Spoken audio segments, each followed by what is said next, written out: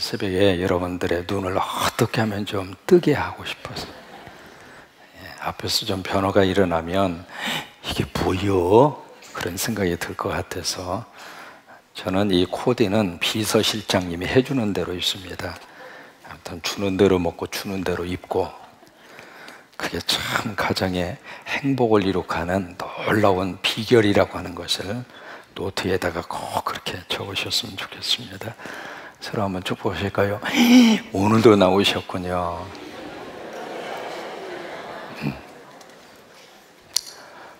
세 번째 환상을 하나님께서 어제 우리에게 주셨습니다. 청량줄을 찾고 계시는 누구를 보신 거예요? 예수님을 보신 거예요. 그 예수님이 오셔서 예루살렘 성전을 다 청량을 하십니다. 그러면서 너무 귀한 약속을 하시는데 다시 이 성을 회복하게 하리라. I will be rebuilt. 내가 다시 건축하리라. 그래서 두 가지 약속을 하시는데, 첫째가 내가 너의 불성곽이 되어주리라. 저는 그 말씀이 우리 인생에 너무 큰 힘이 돼요. 하나님이 나의 울타리가 되어주시고, 하나님이 나의 보호자가 되어주시고, 특별히 우리 자녀들의 미래를 놓고 기도할 때마다 우리 부모가 끝까지 그들의 울타리가 되어줄 수 없기 때문에, 여러분 그렇잖아요. 그건 현실입니다. 그것은 누구도 부정할 수 없습니다. 그렇기 때문에 그 순간에 내가 맡겨놓고 갈 수 있는 대상이 누구인가? 아무리 생각해도 하나님밖에 안 계세요. 근데 하나님께서 우리들에게 그 약속을 해주시는 거예요. 내가 너의 불성곽이 되어주고, 내가 너의 보호자가 되어주고, 그래서 두 번째로 내가 너의 영광이 되리라. 여러분, 하나님의 영광을 받으시기 위해서는 하나님의 자녀들이 잘 돼야 돼요. 하나님의 자녀들이 회복이 되어져야, 여러분 예수님 안에서 특별히 성광이 재단에 오셔서 믿음 생활하시면서 정말 하나님의 복을 많이 받으세요. 나를 위해서는 적당한 것만큼 있으면 먹고 살아요. 근데 하나님을 위해서는 여러분 많이 받으셨으면 좋겠어요. 많이 받으셔서 하나님을 위해서 좀 쓰셨으면 좋겠어요. 십자가를 많이 세우시고, 더 많은 어려운 이웃교회로 많이 흘러보내고, 복지와 구제를 위해서 더 많이 쓰임받는 여러분이 될 수 있기 위해서는 하나님의 복을 좀 많이 받으셔서, 그래서 하나님의 자녀들이 잘 돼서 하나님이 드러나고 하나님의 이름이 높여져 가고, 그러면서 오늘 6절 이하의 말씀으로 가서 보시면 분위기가 이제 180도로 확 바뀌어지는데, 6절 이하의 말씀에서는 어떤 내용이냐면, 그 환상을 통해서 하나님이 이 땅에 어떤 미래의 희망을 주실 것인가. 그러니까 하나님이 약속하고 있는 미래의 희망에 대한 메시지를 시적인 표현으로 우리에게 말씀을 해주시고 있는 거예요. 여러분, 고린도전서에 있는 말씀대로 우리가 살면서 세 가지의 것이 반드시 있어야 되는데, 첫째가 믿음이고, 두 번째가 소망이고, 세 번째가 뭐라고 그랬어요? 사랑입니다. 이 세 가지의 것은 항상 있을 것인데, 그 있다는 이야기는 영어로 remain이라고 하는 단어를 씁니다. 그 자체가 머물러 있어야 된다, 그 말이에요. 그 세 가지의 것 중에 어느 한 가지의 요소라도 빠지면 인생은 무너진다, 그 말이에요. 가정이 세워지기 위해서도 믿음, 소망, 사랑 세 가지의 것이 있어야 가정이 세워지고, 국가가 세워지기 위해서도 믿음, 소망, 사랑 세 가지가 있어야 국가가 세워지고, 인생이 세워지는 것도 믿음, 소망, 사랑 세 가지 것이 있어야 세워진다, 이 말이에요. 그 세 가지 요소 가운데 희망이라고 하는 요소, 또는 소망, 희망 같은 말이잖아요. 이 세 가지의 것 중에 그 중에 하나가 희망인데, 희망은 우리 인생을 끌고 가는 에너지예요. 마치 우리 자동차의 엔진과 똑같습니다. 엔진의 사이즈는 그 자동차의 힘의 사이즈하고 비례를 하는 것처럼, 우리가 희망이 있다는 이야기는 아직 엔진이 꺼지지 않았다, 그 말이에요. 엔진 사이즈가 크다고 하는 것은 내 삶 속에 희망이 크다, 그 말이에요. 그 희망을 누가 주시는가? 하나님이 주세요. 하나님이 주세요. 여러분, 어떤 상황 속에서도 희망이 있으면 사람은 일어납니다. 1982년 보스턴의 어느 한 병원에 7살 먹은 한 아이, 션 버틀러라고 하는 아이가 뇌암으로 의사의 회생 불가 판정을 받고 투병 중에 있습니다. 그 친구에게 병원에서 해줄 수 있는 것은 아무것도 없습니다. 이제 마지막 호흡 그치는 순간만 기다릴 뿐입니다. 그러니까 7살 먹은 슈안 버틀러라고 하는 그 친구가 뭘 좋아하느냐면 야구를 그렇게 좋아합니다. 야구를 좋아해도 보통 좋아하는 정도가 아니라 야구 광이에요. 그 친구가 좋아하는 팀이 보스턴 레드삭스라고 하는 야구팀이 있습니다. 거기에 홈런 왕으로 이름을 꼽히는 스테플턴이라고 하는 선수를 최고로 그렇게 좋아해요. 그래서 7살 먹은 이 아들이 죽어가는 모습을 보면서 아버지가 그 선수에게 편지를 씁니다. 상황을 쭉 설명하면서 내 아들이 마지막 이 세상 떠나기 전에 당신 손을 한번 잡아 쥐어주고 싶다고. 그게 에비로스의 마지막 소원이라고. 그 편지를 받고 그 선수가 그 병원에 신방을 왔어요. 신방을 와서 션 버틀러 그 7살 먹은 아이의 가냘픈 이제 잘 몇 박도 잡히지도 않는 그 아이의 손을 꽉 잡고 그 선수가 그렇게 이야기합니다. 션 버틀러, 네가 나 좋아한다고 하는 거 알고 있어.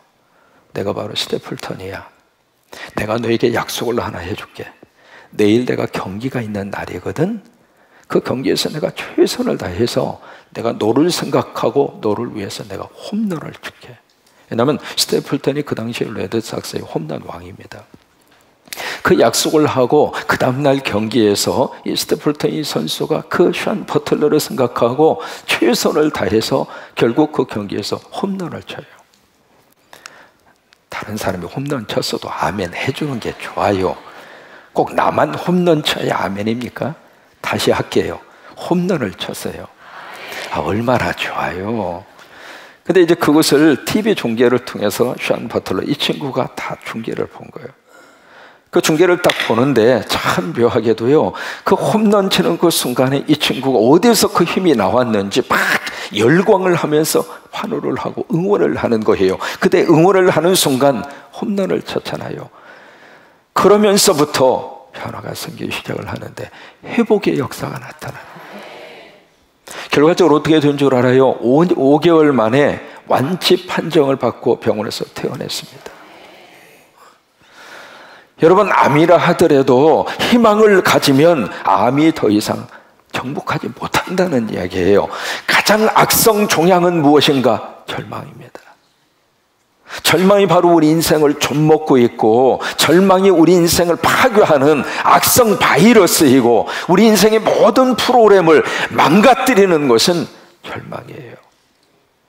이 새벽에 하나님이 우리를 도와주십니다. 믿으시면 아멘. 웬만하면 손들고 아멘. 그래야 잠도 깨지고 좋아요. 내리면서 아멘.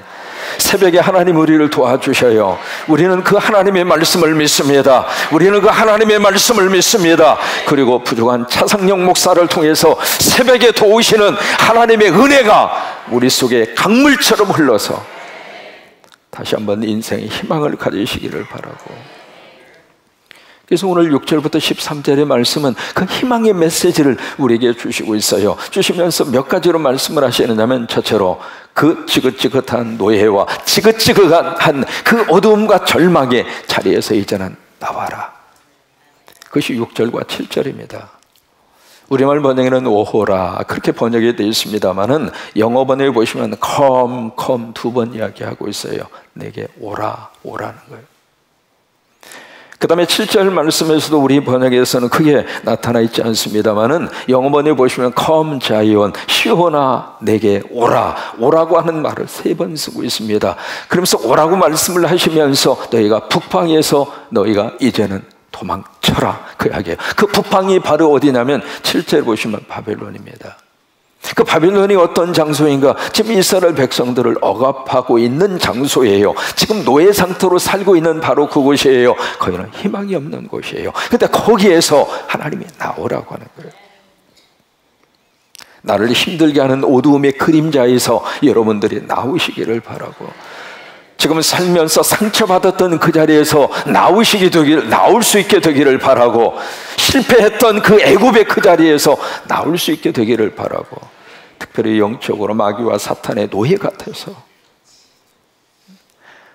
내 인생을 끌고 가는 나쁜 습관과 그리고 죄악된 그런 어두움의 터널에서 이제는 예수님의 이름으로 결단하고 나오시라 이 말입니다.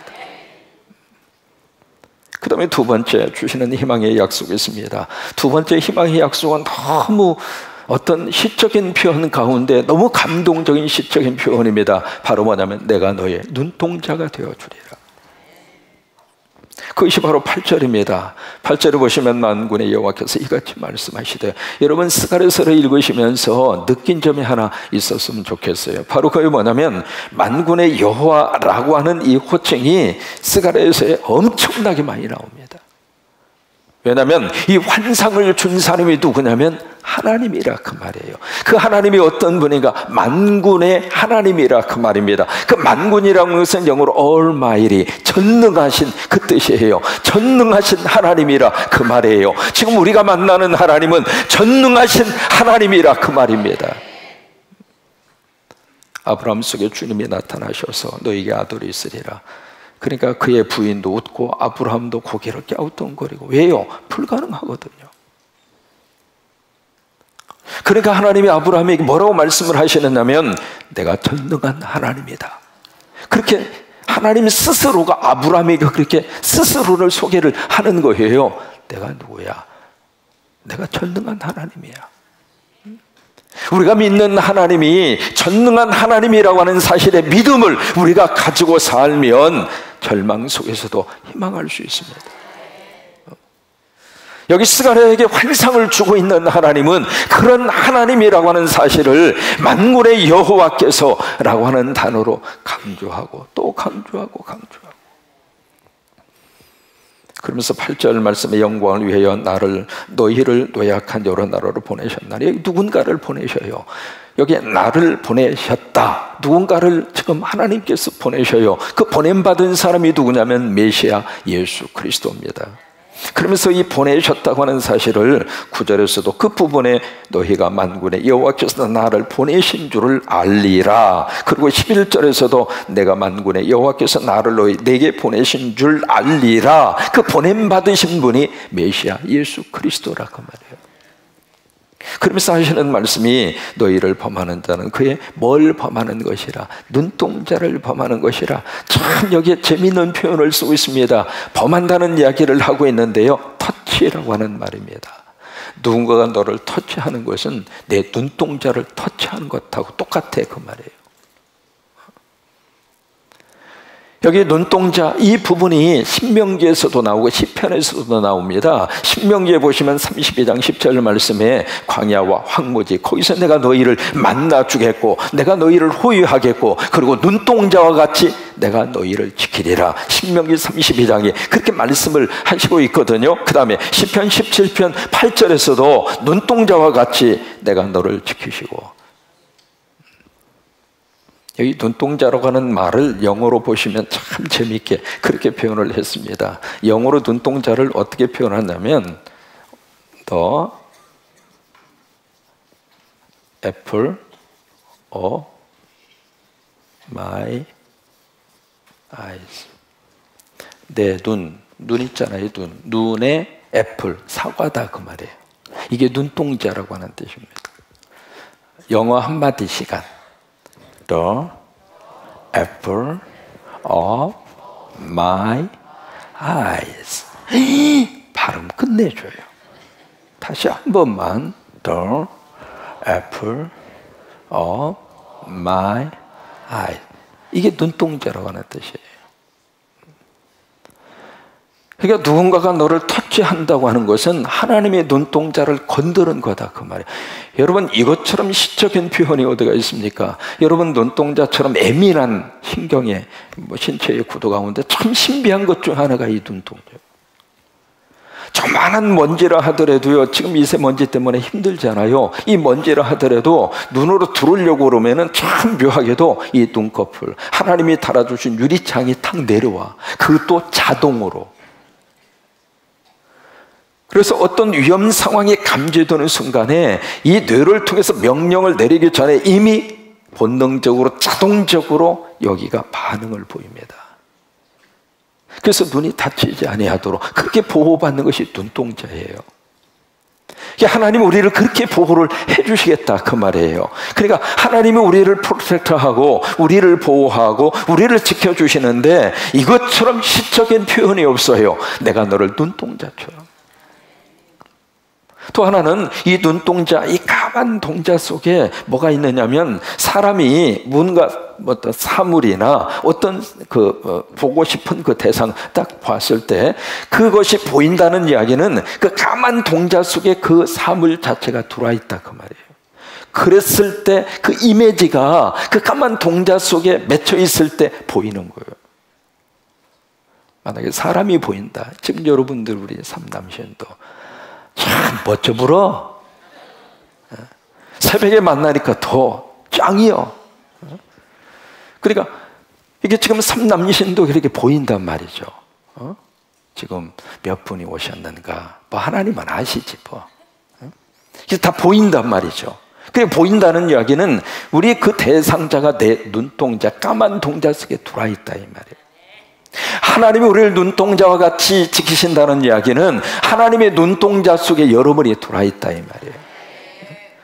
옆 사람의 눈을 이렇게 자세히 한번 들여다보면 이렇게 상대해가 내 눈 속에 거꾸로 들어와 있습니다.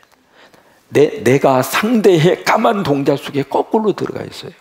그랬을 때 그 사람이 나를 보는 거예요. 하나님이 새벽에 처단을 지켜가는 여러분들을 하나님이 보시면서 하나님의 동자 속에 여러분이 들어와 있는 거예요. 다. 그렇게 하나님께서 지켜주시겠다고 두 번째 희망의 약속을 우리에게 해주시고 있습니다. 그 다음에 세 번째로 12절을 보시면 여호와께서 장차 유다를 거룩한 땅에서 자기 소유를 삼으시고 그 다음에 단어 하나가 나옵니다. 무슨 단어가 나오느냐면 다시 again, 다시 은혜입니다.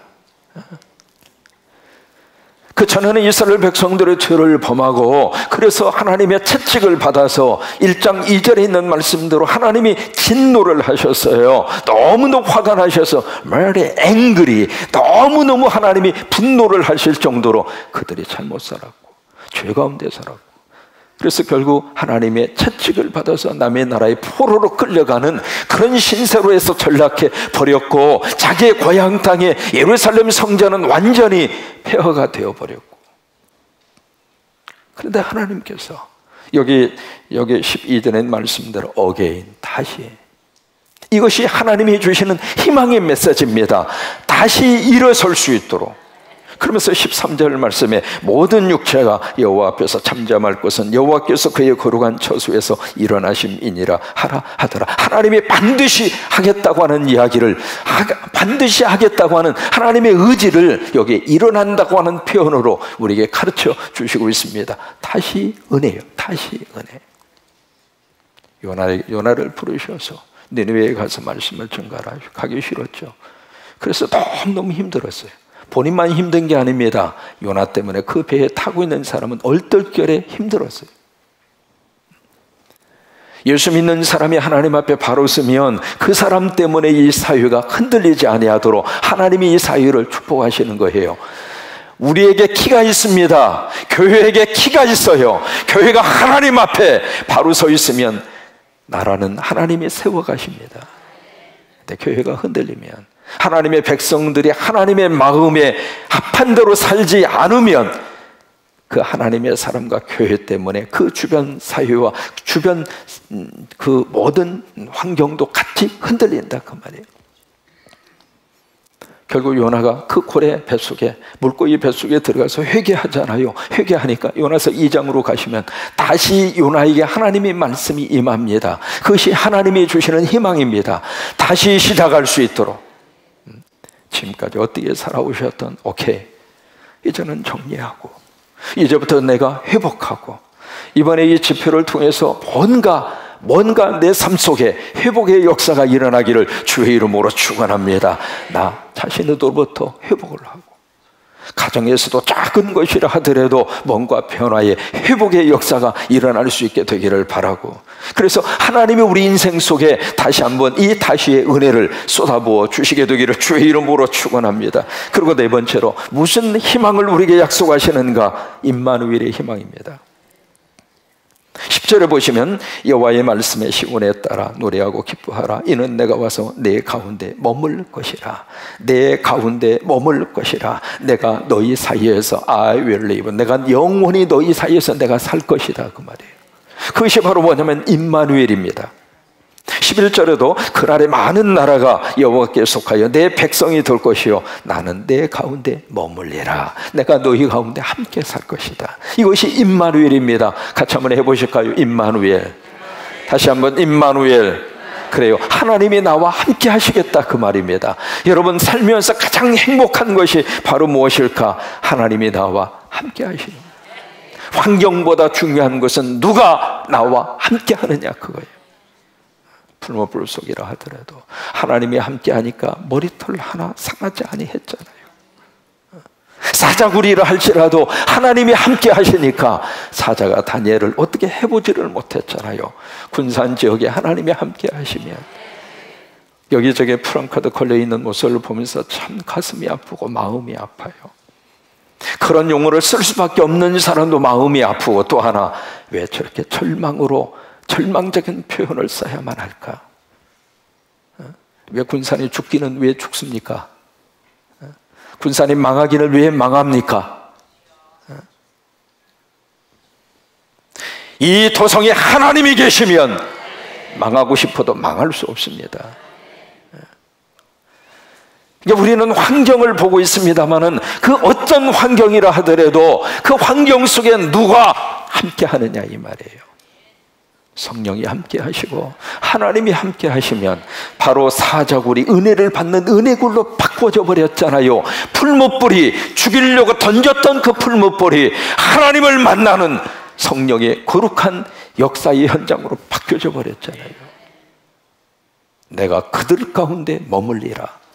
하나님이 우리 가운데 함께 하리라. 임마누엘입니다. 임마누엘입니다.